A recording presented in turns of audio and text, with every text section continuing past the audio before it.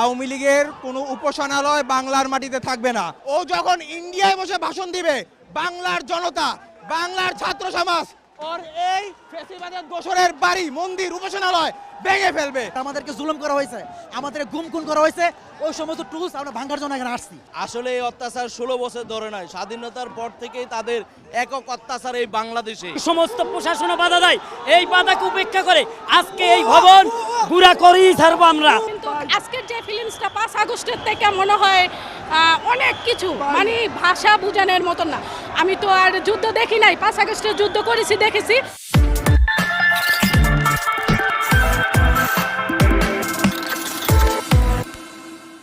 আমাদের রিজন হচ্ছে শেখ হাসিনা, খুনি স্বৈরাচারী শেখ হাসিনার কোনো উপাসনালয়, আওয়ামী লীগের কোনো উপাসনালয় বাংলার মাটিতে থাকবে না।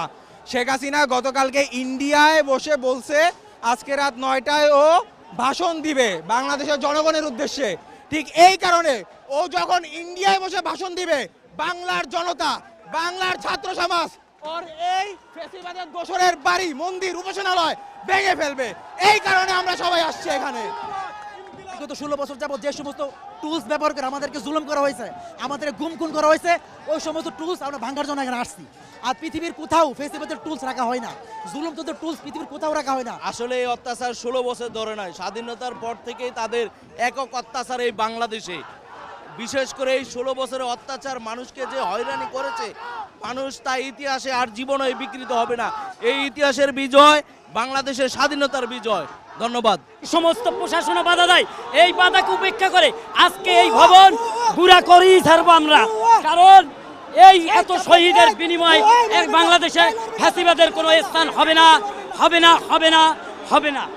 কিছু বলতে পারবো না, শরীর অনেক ক্লান্ত। কিন্তু আজকের যে ফিলিংসটা 5 আগস্টের থেকে মনে হয় অনেক কিছু, মানে ভাষা বোঝানোর মতন না। আমি তো আর যুদ্ধ দেখি নাই, 5 আগস্টের যুদ্ধ করেছি, দেখেছি। আর আজকের যেটা, এটা মনে হয় মানে আমি যত জীবন বেঁচে থাকবো ভাই, আমার সারা জীবন স্মরণে থাকবে। মানে কি বলবো, ভাষা নাই। মানে অনেক ভাল লাগছে। এই স্বৈরাচারী শেখ হাসিনাকে আমরা বিচ্ছিন্ন করে দেবো। আর যে বাহিনী আছে আমরা কিচ্ছুই রাখবো না, শুধুমাত্র এই দেশ চলবে।